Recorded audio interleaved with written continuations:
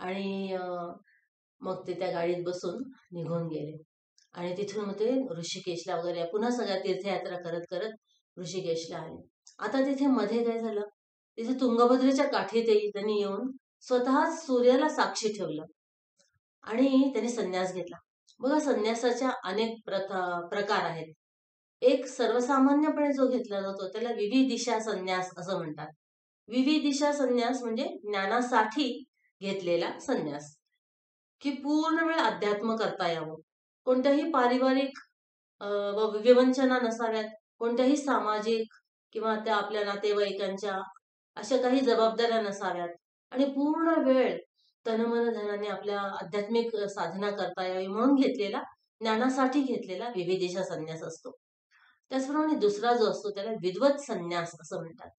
विद्वत संन्यास म्हणजे तो की ज्ञान अगोदरच झालेलं आहे, अनेक मागचे जन्म कदाचित त्यांनी तपश्चर्या केली असेल, साधना केली असेल, किंवा परमेश्वराच्या इच्छेने जे परमेश्वरच स्वतःच ते रूप घेऊन येतो, तर त्याप्रमाणे अवतार स्वरूप असतील, तर ज्ञान अगोदरच झालेले. जसं की ज्ञानेश्वर महाराज पण म्हणतात, बालपणीच सर्वज्ञता वरी तयांसी. तर ह्याला विद्वत संन्यास असं म्हणतात. हा पण स्वामी तपोवन महाराजांनी जो घेतला तो विद्वत संन्यास, आणि त्यागानंद हे त्यांनी नाव घेतलं. पहा, अगोदर चितविलास म्हणायचे त्यांना, नंतर त्यांनी स्वतः त्यागानंद या नावाने संन्यास घेतला, सूर्याला साक्षी ठेवून. आता त्याच्यानंतर दुसरा एक संन्यास असतो त्याला आपद संन्यास असं पण म्हणतात, जो की आद्य शंकराचार्यांनी घेतला होता. आद्य शंकराचार्यांनी 8च वर्षाच्या वयामध्ये ज्यावेळेला ते नदीवर गेले होते आपल्या आईच्या बरोबर, आणि संन्यास घेण्याचं तर मनात घोळतच होतं, पण वडील या जगात नव्हते आणि आई वृद्धापकाळी, तिचा एकमेव आधार हेच होते स्वतः शंकर, बालशंकर. तर म्हणून ती परवानगी देत नव्हती, आणि संन्यासाला परवानगी आवश्यक आहे. तर मग तिथे नदीवर गेलेले असताना एके दिवशी मगर त्यांची पाय पकडते, आणि ती मगर त्यांना खाली खाली खेचत असते. हे धडपड करतात बाहेर येण्यासाठी, पण येत नाहीत. तर जेव्हा ते पाणी ती खाली खाली खेचते, पाणी आलं आता छातीपर्यंत, तेव्हा ते आईला म्हणतात की आई, आता तरी मला तो संन्यास घेण्याची परवानगी दे ग, मला संन्यासी म्हणून मरू दे, मृत्यू तर आता हा येतच आहे मला. तर तेव्हा मग आई त्या क्षणी ती काय करणार, तर ते परवानगी देते त्याला, बाळा जा, मी तुला परवानगी देते. आणि मग ते तिथल्या तिथे ओम भुव संन्यस्तं मया, ओम भुव संन्यस्तं मया, ओम सुव संन्यस्तं मया. ओम भू म्हणजे पृथ्वीवरचे सगळे मी आशापाश तोडून टाकत आहे. ओम भुव म्हणजे अंतराळातले जे आहे, चंद्रलोक, सूर्यलोक, या सगळ्यातले मी इच्छा आकांक्षा सोडून देत आहे. आणि ओम सुव म्हणजे स्वर्गातले पण सगळे भोग मी सोडत आहे. अशा प्रकारे तिथल्या तिथे त्यांनी संन्यास घेतला. आणि काय आश्चर्य, बाकीचे आजूबाजूचे कोळी वगैरे येऊन त्यांनी त्या मगरीपासून त्यांना सोडवलं, आणि हे बाहेर आले पाण्यातून आणि म्हटले की आई, आता तू परवानगी दिलीस, आता मी संन्यास घेतला, आता मी जात आहे. तर त्याप्रमाणे त्याला आपद संन्यास म्हणतात. एक यांनी घेतला तो विद्वत संन्यास, आणि जो नेहमीचा असतो तो विविदिशा संन्यास. हे या प्रकारे संन्यासाचे प्रकार झाले. भागवतामध्ये आणखीन पण बहुदक संन्यास, कुटीचक संन्यास असे आहेत, आणि हंस आणि परमहंस संन्यास हे पण प्रकार आहेत. जसे की आपण रामकृष्ण परमहंस म्हणतो, म्हणजे इतकं शुद्ध अंतःकरण केलेलं आहे उपासनेने, या जन्मी किंवा पूर्वीच्या जन्मी, किंवा शुद्ध स्वरूपातूनच आल्यामुळे, की तिथे कामिनी आणि कांचन त्या धनाचा स्पर्श सुद्धा, धातूचा स्पर्श सुद्धा सहन होत नाही. अच्छा, तर अशा प्रकारे यांनी संन्यास घेतल्यानंतर त्यागानंद नाव घेतलं, आणि मग ते उत्तरेच्या दिशेने चालू लागले. आता तिकडे आल्यानंतर तिथे स्वामी जनार्दन गिरी म्हणून आहेत कैलास आश्रमचे ऋषिकेशला. तर त्यांनी मग फॉर्मल सगळ्यांच्यासाठी म्हणून, एक लोकसंग्रहासाठी म्हणून, त्याकडे ह्यांची योग्यता पूर्णपणे ते जाणून होते, पण ते म्हटलं की लोकांसमोर एक उदाहरण म्हणून ठेवण्यासाठी, तर तुम्ही मी संन्यास देतो तुम्हाला. मग त्यांनी स्वामी तपोवन हा संन्यास दिला. आद्य शंकराचार्यांनी दशनामी संन्यास परंपरा जी सुरू केली, त्याच्यामध्ये हे गिरीपुरी भारती, तीर्थ, अरण्य, आश्रम, समुद्र, आणि हे आपली जी चिन्मय मिशनची जी परंपरा आहे ती इथले सुरेश्वराचार्यांपासून आलेली शृंगेरीच्या पीठाची आहे. तर त्याप्रमाणे ह्यांनी तपोवन महाराजांना तपोवन, वन हे पण एक त्यातलं दशनामी संन्यास परंपरेप्रमाणे, तर ते नाव दिलं स्वामी तपोवन महाराज. आणि खरोखर तप हे म्हणजे तर काय सांगितलं तप म्हणजे मनसश्चेंद्रियाणाम ऐकाग्र्यम परमम तपः. महाभारतामध्ये लिहिले की मन पूर्णपणे एकाग्र करून त्याची जी दिशाहीन आणि व्यर्थ विचारांमध्ये जी शक्ती आणि वेळ जातो तो वाचवणं, त्याचप्रमाणे इंद्रियांची पण, आणि ती सगळी शक्ती आपल्याला पाहिजे त्या चिंतनाकडे, ब्रह्मचिंतनाकडे वळवणं. तर ह्याला तप म्हणतात. मनसश्चेंद्रियाणाम ऐकाग्रम परमम तपः. आणि त्याप्रमाणे तप म्हणजे जसं तापवणं, तर आपणच काही नियम आपल्यासाठीच घालून घेऊन आपल्या शरीराच्या ज्या सुखसोयी आहेत, जो आराम आहे, तर त्याच्यापासून स्वतःला दूर ठेवून ती जी तपश्चर्या होईल, ती जी शक्ती येईल, ती आपल्या ध्येयासाठी वापरणं. आणखीन आपले महर्षी रमण महर्षी, भगवान रमण महर्षी तर सांगतात उपदेशसार मध्ये की तप म्हणजे काय आणि महान तप म्हणजे काय. अहमपेतकं निजविभानकं महदिदं तपो रमणवागियम्. अहम अपेतकम निजविभानकम म्हणजे अहंकार सोडणं. या सगळ्या गोष्टी बाहेरच्या सोडणं झालं, पण जो सोडणारा आहे तो अहंकार मी नाही. मी खरं ते आत्मतत्व आहे, अनहंकारी, निरहंकारी असंच येते. तर ह्याला परमतप त्यांनी असं म्हटलेलं. तर अशा प्रकारे ही तपश्चर्या आणि तपोवन. आणि वन हा शब्द बघा तुम्ही केनोपनिषदात येतो, वनम संभजनीयम. तिथे शंकराचार्यांच्या भाष्यामध्ये येतं केनोपनिषदाच्या, वनम संभजनीयम. केनोपनिषदामध्ये जी शेवटी गोष्ट येते, आख्यायिका, त्याच्यामध्ये त्यांनी सांगितलेले की एकदा देव आणि असुर यांचा हे होतो की युद्ध होतं, त्याच्यामध्ये देवांचा विजय होतो. तर देवांना वाटतं की आम्ही आमच्या सामर्थ्यानेच जिंकलो. तर त्यावेळेला तिथे एक प्रचंड मोठा तेजस्वी असा यक्ष प्रकट होतो, आणि त्या यक्ष ते वनम असं त्याचं नाव दिलेले तिथे. तद वनम इति उपासते. वन म्हणून त्याची प्रार्थना करा, त्याचं ध्यान करा, त्याचं चिंतन करा. तर ते तपोवन अशा प्रकारे हे त्यांना नाव मिळालं. ते खरोखर सार्थच आहे. त्या काळामध्ये स्वामी तपोवन महाराज फक्त ऋषिकेश पर्यंतच खाली यायचे. त्याच्या पुढे ते कधीही खाली आलेले एकदा जे गेले वरती ते. आणि त्याच्या वरती वरती वरती म्हणजे उत्तरकाशी, गंगोत्री, गोमुख, आणि त्याच्या पुढे आणखी चीडवासा, भोजवासा, नंदनवन आणि तपोवन, इतक्या पर्यंत ते वरती वरती हिमालयात जायचे की जिथे पूर्णपणे कोणीही नाही, बिलकुल कोणीही जात नाही तिकडे. आणि तिथे ते स्वतःला त्या ब्रह्मानुभूतीमध्ये, त्या ब्रह्मसाक्षात्कारामध्ये झोकून द्यायचे.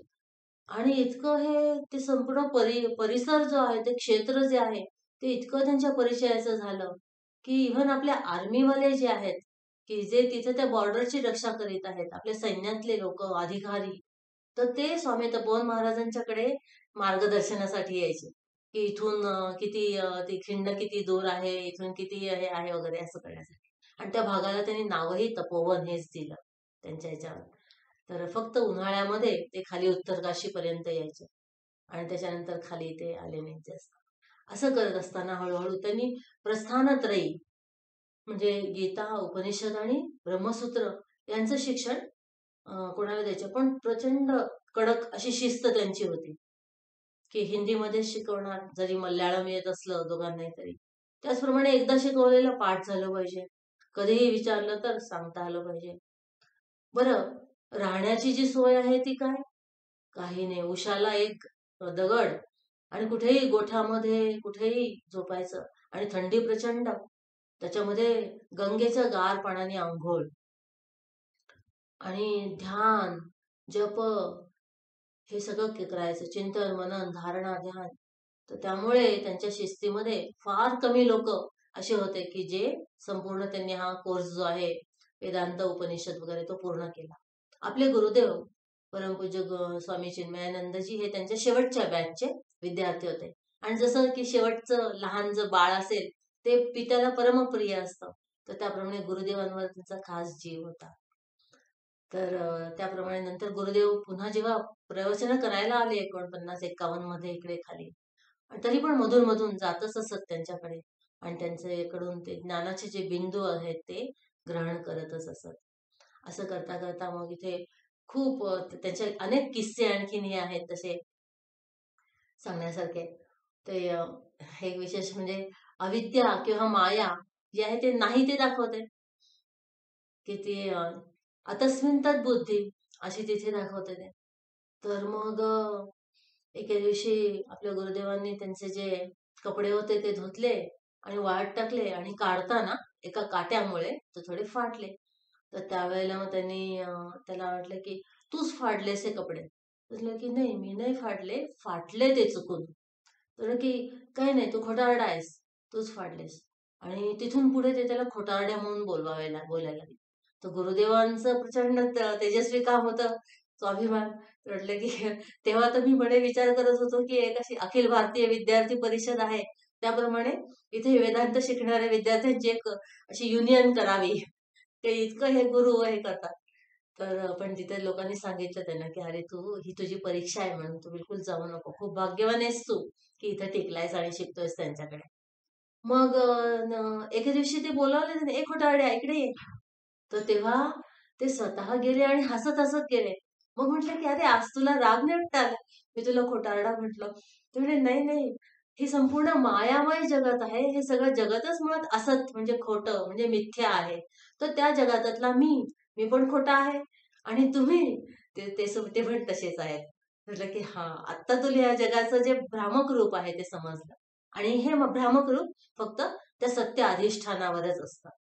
निरधिष्ठान भ्रांतीर न भवेत असं तत्व आहे. म्हणजे कुठलं तरी सत्याची पार्श्वभूमी किंवा अधिष्ठान असल्याशिवाय त्याच्यावरती कुठला तरी भ्रम असं होणार नाही. खोटं बोलणारे सुद्धा सुद्धा नेहमी हेच बोलतात, मी खरं बोलत आहे हां, आणि मग सांगतात ते खोटं. कोणीही तुम्ही आतापर्यंत असं नसेल पाहिलं, की जो असं सांगतो, मी खोटं बोलत आहे आणि मग खोटं बोलतो. असं कधीही तुम्हाला दिसणार नाही. निरधिष्ठान भ्रांतीर न भवेत. तर त्याप्रमाणे त्या सत्याकडे त्यांनी त्यांचं लक्ष वेधवलं आणि हे जे खोटं जग आहे, त्यातले सगळेच खोटेच मान-अपमान, खोटंच यश-अपयश, ही सगळी द्वंद्व खोटीच आहेत. म्हणून तर त्या द्वंद्वाच्या वरती जा, असं सांगतात. तर हे त्यांना तसं कळवलं त्यांनी. अशा अनेक त्या गुरुशिष्यांचे असे किस्से आहेत. तर पुढे कधी एखाद दिवस आणखीन वेळ असेल तर आपण तेव्हा बघूया. आज आपण त्यांच्या आयुष्याचा जो अंत आहे तर त्याच्याकडे जाऊया पुन्हा. तर असं करत असताना इतकी तपश्चर्या की कधीही त्यांनी उशी सुद्धा घेतली नाही टेकायला. ह्या शरीराला सवय होईल आरामाची म्हणून.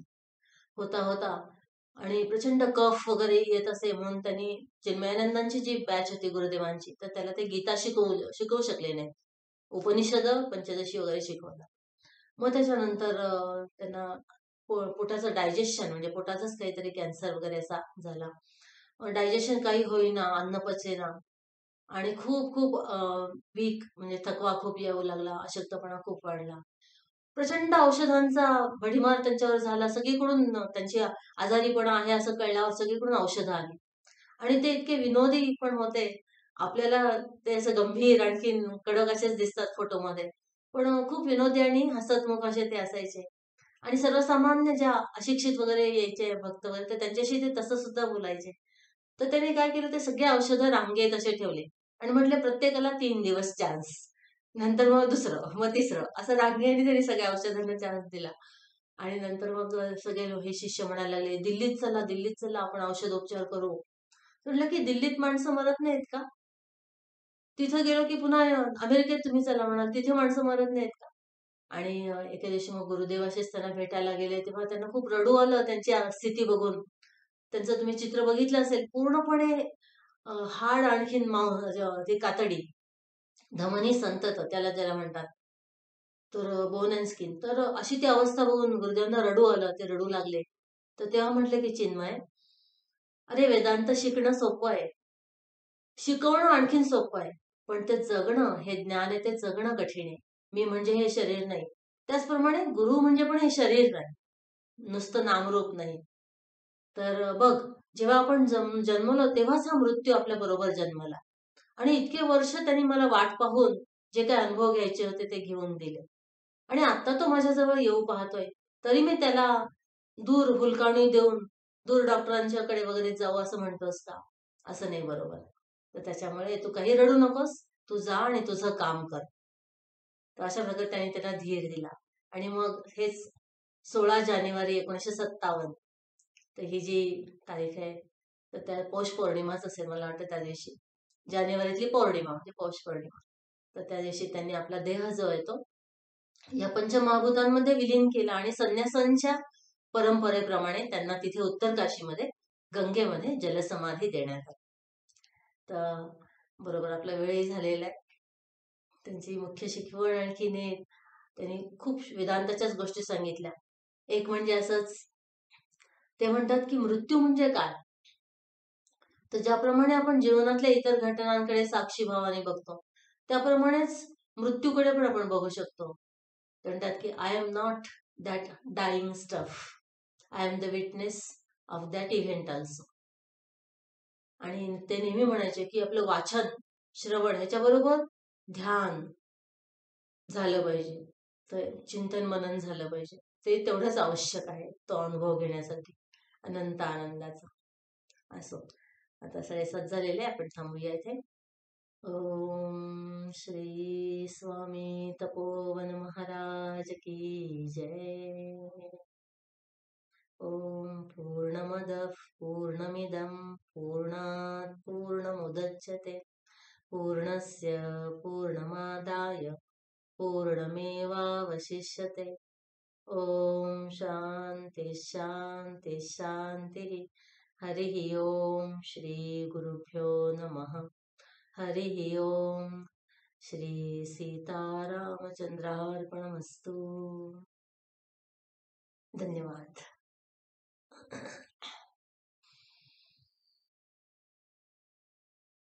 हरि ओम.